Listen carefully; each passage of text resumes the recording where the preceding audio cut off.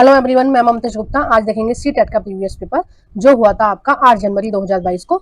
और हमने इस पेपर के कई सारे पार्ट कंप्लीट कर लिए थे। अगर आपने नहीं देखे हैं तो इसी वीडियो के डिस्क्रिप्शन में आपको प्लेलिस्ट का लिंक मिल जाएगा जो सीटेट के प्रीवियस पेपर किया, तो वहां पर आप क्लिक करके बाकी के सारे पार्ट भी देख सकते हैं, इस पेपर के भी देख सकते हैं। और मैंने इससे पहले 3-4 पेपर और भी प्रीवियस पेपर करा दिए हैं, उनको भी देख सकते हैं। 2023 का भी उनमें करा दिया है मैंने, तो आप उसको भी देख सकते हैं जो अगस्त में हुआ था। और ये जितनी भी प्लेलिस्ट लगी हुई है ये सभी मैंने पढ़ाई है और एनसीईआरटी को बहुत डिटेल में पढ़ाया है। क्यों पढ़ाया है? क्योंकि मैंने पिछली साल भी आपको सीटेट के प्रीवियस पेपर कराए थे और इस साल भी करा रही हूँ। तो मैंने ये नोटिस किया कि 6th, 7th और 8th की हिस्ट्री, ज्योग्राफी और पॉलिटिकल साइंस से बाहर कुछ भी नहीं आता है। अगर आप एनसीईआरटी मार्केट से खरीद लीजिए और घर पर रहकर उनको एनसीईआरटी को अच्छे से पढ़ेंगे। अगर आपको कुछ जरूरत लगे तो आप ये जो प्लेलिस्ट लगी हुई है ना, इनको खोलकर देख लीजिए, आपको सारा समझ में आ जाएगा एक बार। और इस ऐसे जरूर करना कि एक बार पहले थ्योरी वाली वीडियो देखना, उसके बाद क्वेश्चन आंसर वाली वीडियो देखना, ताकि आपको थ्योरी भी क्लियर हो जाएगी और क्वेश्चन आंसर से आपको ये जब प्रैक्टिस सेट करोगे ना आप सीटेट के, तो उसमें बहुत हेल्प मिलेगी। आइए शुरू करते हैं। क्वेश्चन नंबर 53 है और अभी 52 भी रह गया है। ठीक है, 52 तक हमने कंप्लीट कर लिए थे पिछले 2-3 पार्टों में। अब देखते हैं क्वेश्चन नंबर 52। निम्नलिखित में से कौन सा वायुमंडल की परतों का सही अनुक्रम है जिनसे धरती पर उतरने से पहले रॉकेट गुजरेगा? यानी कि कौन कौन सी वो परतें हैं जब रॉकेट नीचे उतरेगा, पृथ्वी पर नीचे उतरेगा, तो सबसे पहले कौन कौन सी परत आएंगी, वो चीज है। यानी कि हमें नीचे से नहीं बतानी है परतें, हमें कहां से बतानी है? ऊपर से बतानी है। ठीक है, और ये जो आपका क्वेश्चन आया है ये आया है आपका 7th क्लास की एनसीईआरटी से, चैप्टर नंबर 4 से, और चैप्टर का नाम है वायु। देखो, मैं हर चैप्टर का प्रूफ दूंगी कौन सा क्वेश्चन कौन से चैप्टर से आया है। ऐसा नहीं है कि मैं ऐसे कहने के लिए ही बोल रही हूँ कि एनसीईआरटी में से पेपर आता है, आप एनसीईआरटी को पढ़ लीजिए, मैंने पढ़ाया है, ऐसा नहीं है। मैं प्रूफ दूंगी आपको हर क्वेश्चन का। तो ये आया है आपका 7th क्लास की एनसीईआरटी, चैप्टर नंबर 4 ज्योग्राफी से आया है। देखो, सबसे ऊपर में आती है, अगर हम नीचे से काउंट करेंगे तो सबसे पहले आती है आपकी क्षोभ मंडल। ठीक है, उसके बाद आती है आपकी समताप मंडल, उसके बाद आती है आपकी मध्य मंडल, उसके बाद आती है आपकी वाह्य मंडल, या इसको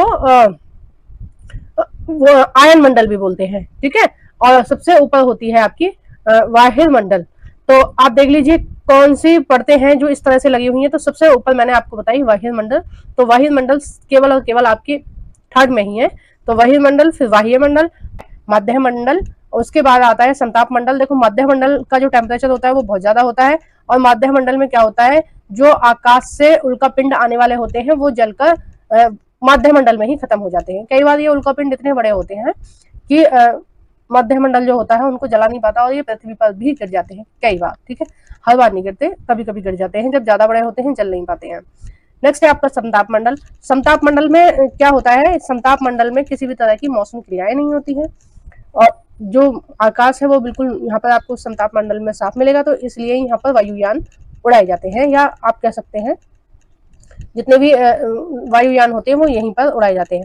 और क्षोभ मंडल ये वो मंडल है जहां पर आप इसको महसूस कर सकते हैं, क्योंकि क्षोभ मंडल सबसे ऊपरी वाली परत है और इसमें ही, क्षोभ मंडल में ही आपके बारिश है या आपकी आंधी है, तूफान है। तो ये जितनी भी प्राकृतिक क्रियाएं हैं वो केवल और केवल आपको क्षोभ मंडल में ही देखने को मिलती है, समताप मंडल में या ऊपर की वायु परतों में नहीं देखने को मिलती है। ठीक है, आइए नेक्स्ट देखते हैं क्वेश्चन नंबर 53।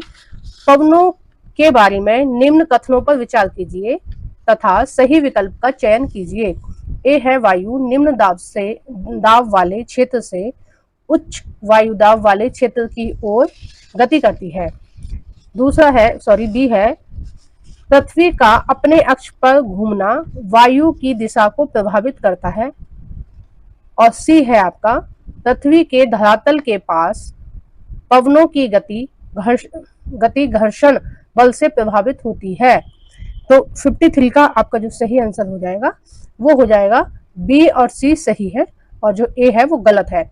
अब हम ये देखेंगे कि ए गलत क्यों है। तो ए इसलिए गलत है, देखो ये जो क्वेश्चन है आपका ये भी उसी चैप्टर से है जिस चैप्टर से पिछले वाला चैप्टर क्वेश्चन था, 7th क्लास की हिस्ट्री एनसीईआरटी चैप्टर नंबर 4 से आया है ये भी। तो जो वायु है वो कैसे प्रवाह होती है, वो होती है उच्च वायुदाब से निम्न वायुदाब की ओर। और जबकि ऑप्शन में क्या लिखा है, निम्न वायुदाब से उच्च वायुदाब की ओर। क्योंकि जो निम्न वायु दाब होता है वो उसकी वायु कैसी होती है, उसकी वायु होती है गर्म। ठीक है, निम्न वायु दाब कब बनता है, जब जो भूमध्य रेखा के आसपास वाले इलाके होते हैं, जब जहां पर सूर्य की किरणें बिल्कुल सीधी पड़ती हैं, तो वहां पर क्या होता है, पानी गर्म हो जाता है, पृथ्वी गर्म हो जाती है और जो नमी होती है वो अपना आप ऊपर उठने लगती है और हवा जो होती है हल्की होती है। तो कैसा क्षेत्र बनता है, निम्न वायु दाब का बनता है। और उच्च वायु दाब का क्षेत्र कब बनता है, जब वायु ठंडी होती है। ठीक है, तो उच्च वायु दाब का क्षेत्र कब बनता है, जब आपकी बारिश वाला समय होता है, बारिश से पहले वाला जो मौसम होता है वो उच्च वायु दाब का क्षेत्र होता है। बारिश से पहले वाला, ठंडी ठंडी हवाएं चलती हैं, कुछ देर में वो हवाएं आपस में टकरा जाती हैं और उससे ही आपकी बारिश वर्षा होती है।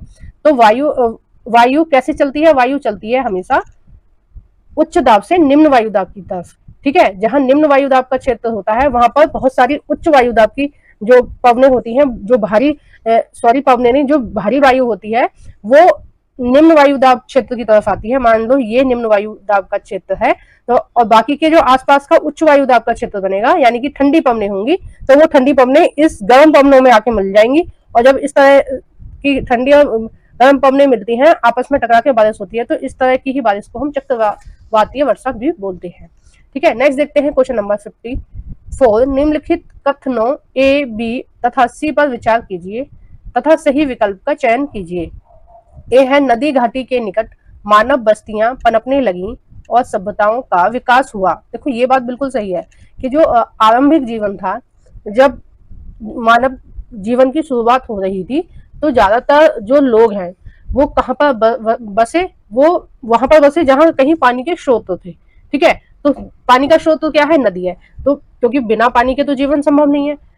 तो जो नदी के पास में जो समतल जगह थी, नदी घाटी उसको बोलते हैं, नदी जैसे नदी बह रही है यहाँ पर, और नदी के आसपास जो समतल जगह है, मान लीजिए नदी बह रही है, इसके आसपास जो भी समतल जगह है लोग वहां पर रहते हैं।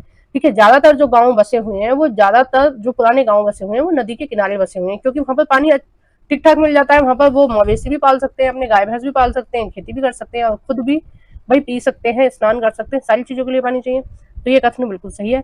बी है, आदर्श बसाव स्थान के चुनाव में प्राकृतिक दिशाओं पर ध्यान नहीं दिया जाता। देखो ये बिल्कुल गलत बात है, प्राकृतिक दिशाओं पर बिल्कुल ध्यान दिया जाता है।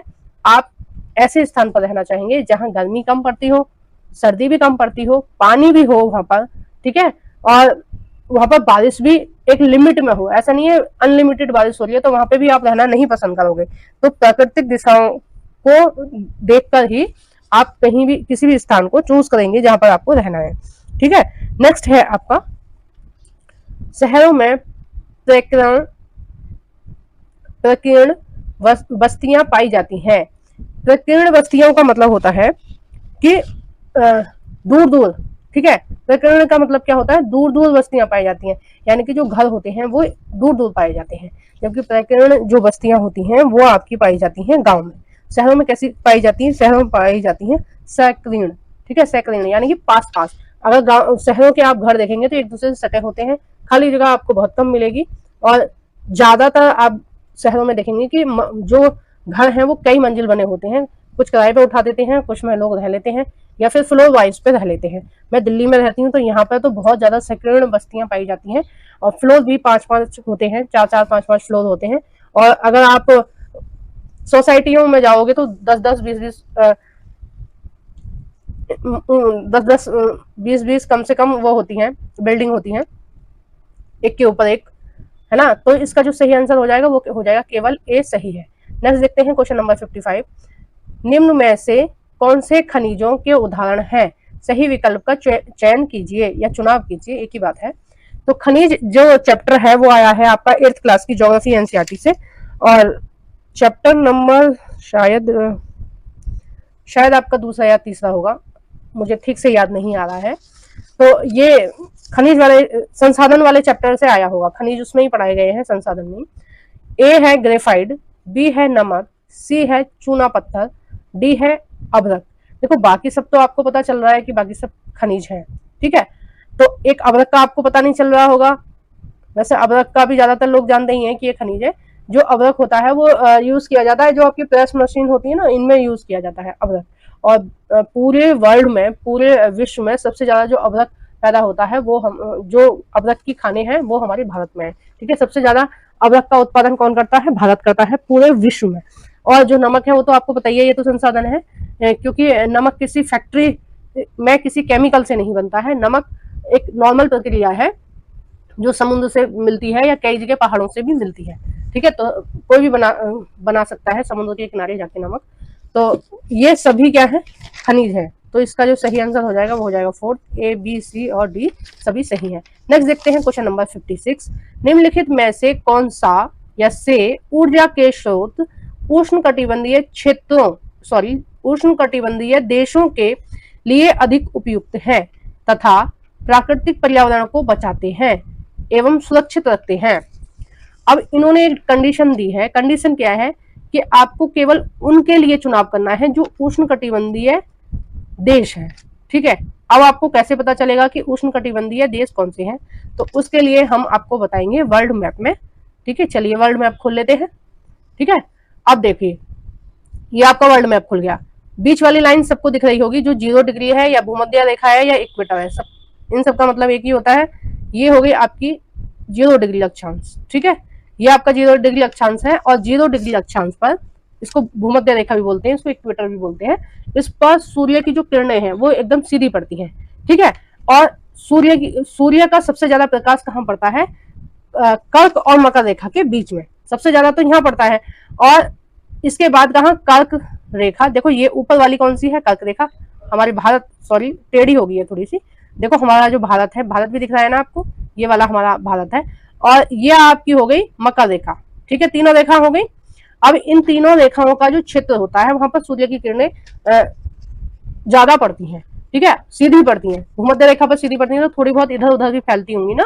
तो यहाँ पर कैसा मौसम रहता है? यहाँ पर जो एटमॉस्फेयर होता है उसमें गर्मी रहती है। इसीलिए हमारा जो साउथ इंडिया है, जो हमारा दक्षिण भारत है, वहां पे सर्दियां नहीं पड़ती हैं, वहां पर केवल गर्मियां ही होती हैं। कम गर्मियां, अधिक गर्मियां, लेकिन वहां के लोग स्वेटर नहीं पहनते हैं।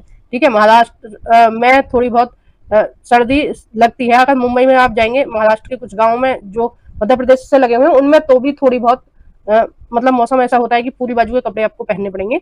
लेकिन आप मुंबई के आसपास जाएंगे तो आपको बिल्कुल भी नहीं लगेगा, गुजरात में भी नहीं लगेगा। ठीक है, और ये नीचे तमिलनाडु, केरल, कर्नाटका, आंध्र प्रदेश, ये जितने भी राज्य हैं इन सब में गर्मी ही रहती है। क्यों रहती है? क्योंकि ये उष्णकटिबंधीय देश है। और ये उष्णकटिबंधीय देश क्यों है? क्योंकि इनकी स्थिति वर्ल्ड मैप में कर्क रेखा और मकर रेखा के बीच में है। ठीक है, जितने भी देश कर्क रेखा और मकर रेखा के बीच में आएंगे, देखो कर्क रेखा उत्तर में, इससे भूमध्य रेखा से उत्तर में 23.5 डिग्री है और मकर रेखा दक्षिण में 23.5 डिग्री है। ठीक है, दोनों 23.5 डिग्री है। कर्क रेखा उत्तर में है और मकर रेखा दक्षिण में है। ठीक है, ये चीज आप ध्यान रखना बिल्कुल अच्छे से। तो ये जो बीच वाला जो स्थान है, जितने भी इसमें देश आ रहे हैं, चाहे अफ्रीका के देश हो, इसलिए अफ्रीका में सबसे ज्यादा काले लोग मिलते हैं। क्यों मिलते हैं काले लोग? कुछ लॉजिक होता है ना हर चीज का। काले लोग इसलिए मिलते हैं क्योंकि वहां बर्फ गर्मी पड़ती है और वहां के जो लोग हैं उनकी जो स्किन है वो तेज धूप की वजह से वो जल गई है। जबकि यूरोप के लोग गोरे मिलते हैं। क्यों? क्योंकि वहां पर पूरे वर्ष भर ठंड पड़ती है। ठंड और ठंड, मतलब अगर गर्मियों में तो थोड़ी वैसा रहेगा मौसम, 15-16 डिग्री रहेगा यूरोप में, और अगर आप सर्दियों में जाएंगे तो माइनस में पहुंच जाता है कई सारे देशों में। ठीक है, उसी तरह से ये ऊपर वाला जो एशिया है, उत्तर वाला जो एशिया है उसमें भी होता है, जबकि हमारा जो भारत आता है वो दक्षिण एशिया में आता है। ठीक है, अब आपको समझ में आ गया ना कि उष्णकटिबंधीय देशों का ही नाम क्यों लिया? क्योंकि उष्णकटिबंधीय देशों में सूर्य की जो किरणें हैं वो सीधी पड़ती हैं। और उष्णकटिबंधीय क्षेत्र में क्षेत्र कहां से कहां तक निर्धारित किया गया है? कर्क रेखा से मकर रेखा तक। ठीक है, और अफ्रीका के बहुत सारे देश आते हैं, देखो मलेशिया वगैरह आते हैं, इंडोनेशिया, ये सब आते हैं। ठीक है, और आपका ऑस्ट्रेलिया भी आता है। ऑस्ट्रेलिया आधा आता है, ऊपर वाला ऑस्ट्रेलिया आता है और दक्षिण वाला ऑस्ट्रेलिया नहीं आता है, जबकि दक्षिण ऑस्ट्रेलिया में बहुत ज्यादा ठंड पड़ती है। ठीक है, उसी तरह से दक्षिण अमेरिका का भी कुछ भाग आता है और देखो मैक्सिको वगैरह ये सब आते हैं। ठीक है, जो अर्जेंटीना है दक्षिण अमेरिका में, जो अमेजन बेसन है, उसका जो वहां का जो वातावरण है, आप आगे पढ़ेंगे, आपने अगर एनसीईआरटी ठीक से पढ़ी होगी तो आपने देखा होगा, अगर नहीं पढ़ी होगी तो आप देखना। जो अमेजन बेसन है वो बहुत डिटेल में मैंने पढ़ाया है आपको ज्योग्राफी में, तो 6th क्लास की ज्योग्राफी में ही है शायद। ये अमेजन बेसिन, तो वहां का जो एटमोस्फेयर होता है वो अधिक नमी वाला होता है और गर्म होता है। तो इनको कैसे देश बोलते हैं? इनको बोलते हैं उष्णकटिबंधीय देश। अब हम चलते हैं अपने क्वेश्चन पे। आपको पता चल गया उष्णकटिबंधीय जो देश होते हैं वो कैसे होते हैं। अब देखिए ये पूछ रहे हैं उष्ण कटिबंधीय देशों में ऐसे कौन से ऊर्जा के स्रोत हैं जिनसे पर्यावरण प्रदूषण से बचा जा सके और पर्यावरण को सुरक्षित रखा जा सके। तो देखो जब धूप ज्यादा पड़ेगी तो कौन सा हो जाएगा? आपका सौर ऊर्जा हो जाएगी। ठीक है, सौर्य वो सूरज की जो ऊर्जा होती है उसको सौर ऊर्जा बोलते हैं, है ना। और जब मौसम साफ रहेगा, सूर्य चमकेगा, तो क्या होगा? वहां पर पवन भी चलेगी, हवा भी चलेगी ना। जब मौसम साफ रहेगा, धूप निकलेगी तो हवा भी चलेगी। तो ये दोनों आपके सी और डी दोनों आपके सही हो जाएंगे। ठीक है, अब बहुत टिपिकल क्वेश्चन है। अगर मैं क्वेश्चन की बात करूं तो अगर किसी ने डीप एनसीईआरटी नहीं पढ़ रखी है तो वो बच्चा इसको सॉल्व नहीं कर सकता। बहुत डीप पूछ लिया है इन्होंने, सीटेट के हिसाब से तो बहुत ज्यादा डीप है। नेक्स्ट देखते हैं क्वेश्चन नंबर 57। रोपण कृषि के बारे में निम्नलिखित कथनों ए तथा बी पर विचार कीजिए तथा सही विकल्प का चुनाव कीजिए। सबसे पहले जानिए कि रोपण फसलें कृषि क्या होती है। रोपण कृषि उसे बोलते हैं जिन फसलों की पौध लगाई जाती है। और किन फसलों की पौध लगाई जाती है? गन्ना, चाय, कॉफी और आपके चावल, इन सब की क्या होती है? इन सब की पौध लगाई जाती है। और इसको डिटेल में बताने में काफी टाइम लगेगा, इसलिए आप फोन पर सर्च करके देख लेना कि पौध कैसे लगाई जाती है। गेहूं की नहीं लगाई जाती, चावल की। ठीक है, चावल की पौध कैसे लगाई जाती है, क्या प्रक्रिया होती है, तो आपको पूरा समझ में आ जाएगा। ठीक है, मैं यहाँ बताऊंगी तो बहुत ज्यादा टाइम लगेगा और कई लोगों को पता होगा तो फिर उनका टाइम वेस्ट हो जाएगा, इसलिए मैं यहाँ नहीं बता रही हूँ। तो रोपड़ की कौन सी फसल होती है जिनकी पौध लगाई जाती है? पौध किस किस की लगाई जाती है ये कई बार एग्जाम में पूछ लिया जाता है कि किन किन फसलों की पौध लगाई जाती है। तो आपका गन्ना, चावल और चाय, कॉफी और जो रबड़ होती है उसका, मतलब बहुत सारी चीजें हैं, आपके केला, इन सब की क्या होती है? इन सब की पौध लगाई जाती है। अब देखिए ऑप्शन पढ़ते हैं हम। Option number 1, option number A, रोपण कृषि मिश्रित कृषि का एक प्रकार है। बिल्कुल गलत बात है। मिश्रित कृषि एक अलग चीज हो जाती है। अलग चीज का मतलब है जो मिश्रित कृषि होती है उसमें क्या होता है? एक ही साल में बहुत सारी फसलें लेना। ठीक है, एक ही खेत में से बहुत सारी फसलें ले लेना, उसको हम बोलेंगे मिश्रित कृषि। बी है, रोपण कृषि के मुख्य क्षेत्र विश्व के उष्ण कटिबंधीय प्रदेश में पाए जाते हैं। अब उष्ण कटिबंधीय मैंने पीछे वाले क्वेश्चन में बता दिया, तो अब नहीं बताऊंगी। तो आपको पता चल गया कर्क रेखा और मकर रेखा के बीच में जो प्रदेश होते हैं उन्हें उष्ण कटिबंधीय प्रदेश बोलते हैं। और ये जो रोपण कृषि है ये मुख्यतः इन्हीं क्षेत्रों में की जाती है। क्यों की जाती है? कि जिन फसलों की पौध लगाई जाती है, पौध लगा के जिनकी कृषि की जाती है, उनको बहुत ज्यादा पानी की आवश्यकता होती है। और सबसे ज्यादा बारिश कहाँ होती है? सबसे ज्यादा बारिश भी आपकी कर्क रेखा और मकर रेखा के बीच में होती है। ठीक है, या फिर आप कह सकते हैं भूमध्य रेखा के आसपास होती है ना। तो जहां बारिश ज्यादा होगी वहीं चावल की फसल होगी, या जितनी भी फसलें पौध लगा के की जाती हैं वो फसलें होंगी। तो इसलिए जो कृषि होती है रोपण कृषि, और फिर इसको सूर्य की भी प्रॉपर जरूरत होती है। ठीक है, सूर्य के प्रकाश की भी प्रॉपर जरूरत होती है। तो इसलिए जो कृषि की जाती है ये उष्ण कटिबंधीय प्रदेशों में की जाती है। तो इसका जो सही आंसर हो जाएगा वो हो जाएगा केवल बी सही है। नेक्स्ट देखते हैं क्वेश्चन नंबर 58। निम्नलिखित में कौन सा वाक्य पूर्वाग्रह से ग्रस्त होने का उदाहरण है? देखो पूर्वाग्रह का मतलब है कि आप किसी भी व्यक्ति को जाने बिना, ठीक है, आपको नहीं पता कि वो व्यक्ति कैसा है, आप उस व्यक्ति को जाने बिना अपने मन में ये धारणा बना लें कि वो व्यक्ति ऐसा होगा। यानी कि कोई व्यक्ति आया और उसने ऐसे ही साधारण से कपड़े पहन रखे हैं, तो आप कहोगे कि अरे ये गरीब आदमी होगा, इसके पापा रिक्शा चलाते होंगे या ठेली लगाते होंगे। ठीक है, आप ऐसा सोच रहे हैं उसके कपड़े देख के, उसका हाव भाव देख के। और ऐसा भी हो सकता है कि वो बहुत बड़े बिजनेसमैन का बेटा हो। ठीक है, उसको ना शौक हो दिखावा करने का, ऐसा भी हो सकता है।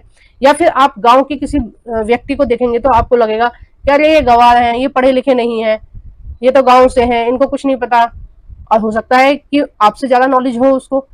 या फिर आप लड़कियों के लिए ये धारणा बना लें अपने दिमाग में कि लड़कियां केवल चौका चूल्हा कर सकती हैं, झाड़ू पोछा कर सकती हैं, उनके बस की मेहनत वाले काम नहीं है, या फिर उनके बस की जो ज्यादा दिमाग वाले काम है वो नहीं है, ज्यादा श्रम नहीं कर सकती। उन लड़कियों को जाने बिना आपने ये धारणा अपने मन में बना ली। यानी कि किसी व्यक्ति को जाने बिना आप अपने मन में पहले से ही उस व्यक्ति के लिए कुछ भी सोच के बैठे हैं। ये क्या है? पूर्वाग्रह। और ये ज्यादातर नेगेटिव ही होता है। पॉजिटिव भी होता है। पॉजिटिव कैसे होता है, जैसे आप ये मानते हैं कि जो बच्चे इंग्लिश मीडियम में पढ़ते हैं वो इंटेलिजेंट है, तो ये क्या है, ये पूर्वाग्रह है आपका। ऐसा भी हो सकता है कि जो बच्चे इंग्लिश मीडियम में पढ़ते हों वो भी उतने इंटेलिजेंट ना हो जितने सरकारी स्कूल में पढ़ने वाला कोई बच्चा हो। ठीक है, तो मतलब आप किसी भी व्यक्ति के विभाग को जाने बिना फिक्स कर लें कि ये इसलिए ऐसा है। ठीक है, अब ऑप्शन देखते हैं हम। ऑप्शन नंबर है 1, गांव के लोग मुख्य तौर पर खेती करते हैं। देखो ये पूर्वाग्रह नहीं है, ये तो सच है कि गांव में जो व्यवसाय होता है ज्यादातर लोग क्या करते हैं, खेती करते हैं। ठीक है, दूसरा है गांव के लोग अच्छी अंग्रेजी नहीं बोल सकते, तो ये क्या है, ये पूर्वाग्रह है। ऐसा भी तो हो सकता है कि गांव का कोई व्यक्ति पढ़ा लिखा हो और वो ठीक ठाक इंग्लिश बोलता हो। ठीक है, गांव के बच्चे टीचर भी बनते हैं, गांव के बच्चे इंजीनियर भी बनते हैं, डॉक्टर भी बनते हैं। आप लोग जो वीडियो देख रहे हैं, आप में से भी कोई बच्चा ऐसा होगा या फ्रेंड ऐसा होगा जो इंग्लिश बोलने जानता हो और वो गांव का हो। ठीक है, तो ये क्या हो गया, एक तरह से पूर्वाग्रह हो गया। तो इसका जो सही आंसर हो जाएगा वो यही हो जाएगा। आगे ऑप्शन भी पढ़ लेते हैं। कटाई का मौसम गांव के लोगों के लिए सबसे व्यस्त समय होता है, तो ये बिल्कुल सही बात है, इसमें पूर्वाग्रह वाली बात नहीं है, ये तो हकीकत है। जब फसल आती है तो सबकी ही फसल एक साथ आएगी। अब 10 दिन में सब पूरी फसल कटनी होती है, तो लोग दिन रात बेचारे काम करते हैं, और जो मजदूर लोग होते हैं वो भी काम करते हैं, जिनके खुद के खेत होते हैं वो भी काम करते हैं, क्योंकि वो एक सीजन होता है कमाई का। ठीक है, मजदूरों के लिए। और जिनके खुद के खेत हैं उनको तो काम करना ही है, क्योंकि उनको पता है पूरी साल की फसल है, और जो फसल बिक के जो पैसे आएंगे वो उनसे ही पूरी साल खर्चा चलेगा, तो उस समय वो बहुत ज्यादा व्यस्त रहते हैं। ऑप्शन है 4, गांव के लोग ज्यादातर संयुक्त परिवार में रहते हैं, तो ये भी बात सही है। क्वेश्चन नंबर 59, निम्नलिखित कथनों में से कौन से कृत्य है जो विविधता की स्वीकार्यता को प्रदर्शित करते हैं, कि विविधता है हमारे देश में, उसको कौन सा जो ऑप्शन है वो स्वीकार कर रहा है। अब ऑप्शन नंबर देख लेते हैं हम। ए, भारतीय संविधान की 8वीं सूची में और अधिक भाषाओं को सम्मिलित किया गया है। तो हमारा जो भारतीय संविधान है उसमें लगभग सभी भाषाओं को, जो जितनी भी हमारे देश में है, वर्तमान में शायद 22 भाषाएं हैं हमारे देश में जो अलग अलग प्रदेशों में बोली जाती हैं, उनको 8वीं अनुसूची में सम्मिलित किया गया है। आपका बी है ऑप्शन नंबर, समुदाय विशेष के व्यापारियों द्वारा चलाए जाने वाले शॉपिंग कॉम्प्लेक्सों का निर्माण करना। देखो शॉपिंग कॉम्प्लेक्स कौन से होते हैं, जो एक ही छत के नीचे बहुत सारी दुकानें होती हैं, उसको बोलते हैं शॉपिंग कॉम्प्लेक्स। और आजकल छोटे से छोटे शहरों में ये इस तरह के स्टोर खुल गए हैं। आपके भी शहर में होंगे, हो सकता है आपने नहीं देखे हो, वो चीज एक अलग है, लेकिन हर शहर में, ये छोटे शहरों में भी आपको देखने को मिलते हैं। एक ही छत के नीचे कपड़े की भी दुकान मिलेगी आपको, जूते चप्पलों की भी दुकान मिलेगी, बच्चों के भी कपड़े मिलेंगे, बच्चों के खिलौने भी मिलेंगे, कुछ स्टेशनरी का सामान भी मिलेगा। ठीक है, तो ये विविधता को नहीं दिखा रहा है। ठीक है, ये तो एक बिजनेस टाइप की चीज हो गई ना। नेक्स्ट है सी, विभिन्न सामाजिक वर्गों के बच्चों को स्कूल में दाखिला देना। तो ये सामाजिक विविधता है कि बहुत सारे वर्ग हैं, बहुत सारी जातियों के, धर्मों के जो बच्चे हैं वो एक साथ पढ़ रहे हैं। ठीक है, तो ये क्या है, विविधता है। तो आपका जो ऑप्शन सही हो जाएगा वो हो जाएगा ए और सी सही है। अरे मैं कई सारे क्वेश्चनों में भूल गई आपको बताना कि कौन से चैप्टर से आया। अब देखिए मैं बताती हूँ, जल्दी बता देती हूँ। ठीक है, 59 वाला आया है आपका 6th क्लास की पॉलिटिकल साइंस एनसीईआरटी से, चैप्टर नंबर 2। ठीक है, और चैप्टर विविधता वाला चैप्टर है विविधता विभेदन। ठीक है, और 58 वाला आया है 6th क्लास की एनसीईआरटी, चैप्टर नंबर 2, ये भी उसी चैप्टर से आया है, विविधता विभेदन। और ये आपका ऊपर वाली जो फसल वाला जो क्वेश्चन था, ये आपका 8th क्लास की एनसीईआरटी, चैप्टर नंबर 3, और चैप्टर का नाम भी किड्स ही है। ठीक है, और ये आपका आया है आपका 8th क्लास की ज्योग्राफी से। ठीक है, अब हम नेक्स्ट देखते हैं, और इस वीडियो का लास्ट क्वेश्चन रहेगा, क्योंकि वीडियो काफी लंबी हो गई है। मैं बहुत जल्दी बताने की कोशिश करती हूँ, फिर भी पता नहीं क्यों वीडियो लंबी हो जाती है। आप लोगों को भी लगता होगा मैडम इननेसेसरी बहुत लंबा कर देती हैं। तो आप लोग प्लीज कमेंट बॉक्स में बताइए कि आपको अच्छा लगता है मेरा ऐसा पढ़ाना, या आप चाहते हैं कि मैं और ज्यादा शॉर्ट में आपको पढ़ाऊं, आपको 10-10 मिनट की ही वीडियो दे दूं, क्वेश्चन पढ़ के आंसर बता दूं। अगर आप ऐसा चाहते हैं तो मैं आपको ऐसे ही बना के दे दूंगी, वीडियोस अपलोड कर दूंगी। जैसे आपको पढ़ना है आप वैसे कमेंट कीजिए, मैं आपको बिल्कुल वैसे ही कंटेंट प्रोवाइड कराऊंगी। ठीक है, मतलब मैं अपनी मर्जी आपके ऊपर थोपना नहीं चाहती। मैं अपनी जो क्लास है वो लोकतांत्रिक क्लास रखना चाहती हूँ, कि बच्चे या मेरे फ्रेंड्स, सॉरी मुंह से बच्चे निकल जाता है, छोटे छोटे बच्चे हैं इसलिए तो जो मेरे फ्रेंड्स इसको देख रहे हैं वो जिस तरह की वीडियो चाहते हैं मैं उनको उस तरह का ही कंटेंट दूं। ठीक है, तो मेरी जो पढ़ाने का तरीका है वो पूरा की पूरा लोकतांत्रिक है। अगर आपको इस तरह मेरा समझाना पसंद नहीं आ रहा है कि ज्यादा लंबा हो जाता है तो प्लीज आप कमेंट बॉक्स में बता सकते हैं, या आपको ऐसे अच्छा लगता है तो भी आप कमेंट बॉक्स में बता सकते हैं कि हाँ ऐसे ही ठीक है। अब इस वीडियो का लास्ट क्वेश्चन देख लेते हैं। क्वेश्चन नंबर 16, किस निकाय संस्था की देखभाल में ग्राम पंचायत कार्य करता है? देखो, ग्राम स्तर पर जो पंचायती राज होता है, ग्राम स्तर पर दो संस्था होती हैं। पहली होती है आपकी ग्राम पंचायत और दूसरी होती है आपकी ग्राम सभा। ठीक है, तो ग्राम सभा में कौन से व्यक्ति आते हैं? जो 18 साल से ऊपर के होते हैं, 18+ के होते हैं, और जिनका वोटर लिस्ट में नाम होता है या मतदाता सूची में उनका नाम होता है। तो वो लोग जो ग्राम पंचायत होता है उसको बताते हैं कि काम किस तरह से होना है और कहाँ कहाँ काम होना है। ठीक है, ये गांव के ही लोग होते हैं ग्राम सभा के। और ग्राम पंचायत को आपको अच्छे से पढ़ना है तो अभी 2-3 दिन पहले ही मैंने एक वीडियो अपलोड करी है पंचायती राज करके, 6 क्लास की पॉलिटिकल साइंस एनसीईआरटी का चैप्टर है, ये चैप्टर नंबर 4। ठीक है, 2-3 दिन पहले ही मैंने इसकी वीडियो अपलोड करी है, आप वहां से देखिए, आपको बहुत आनंद आएगा देखने में और बहुत सारी चीजें क्लियर हो जाएंगी। और मैं नोटिस कर रही हूँ कि 2022 में 2021 में यहाँ से बहुत ज्यादा क्वेश्चन आए 6 क्लास की पॉलिटिकल साइंस एनसीईआरटी से, तो इनको आप जरूर देखिए। आपको वीडियो कैसी लगी है प्लीज कमेंट बॉक्स में बताइए। हाथ जोड़कर निवेदन है, आप प्लीज कमेंट कर दिया करो, लाइक कर दिया करो, प्लीज लाइक कर दिया करो। वीडियो को बहुत मेहनत से मैं पढ़ाती हूँ, प्लीज लाइक कर दिया करो। और जो भी फ्रेंड आपके सीटेट की तैयारी कर रहे हैं उन फ्रेंडों के साथ इस वीडियो को प्लीज शेयर कर देना। Thank you for watching everyone, और सब्सक्राइब जरूर करना है अगर आप मेरे चैनल पर नए हो तो। अगर आपने मेरे चैनल को सब्सक्राइब पहले नहीं कर रखा है तो प्लीज सब्सक्राइब कर दीजिए, और कर रखा है तो लाइक तो आप करके जाना। ठीक है, thank you for watching everyone.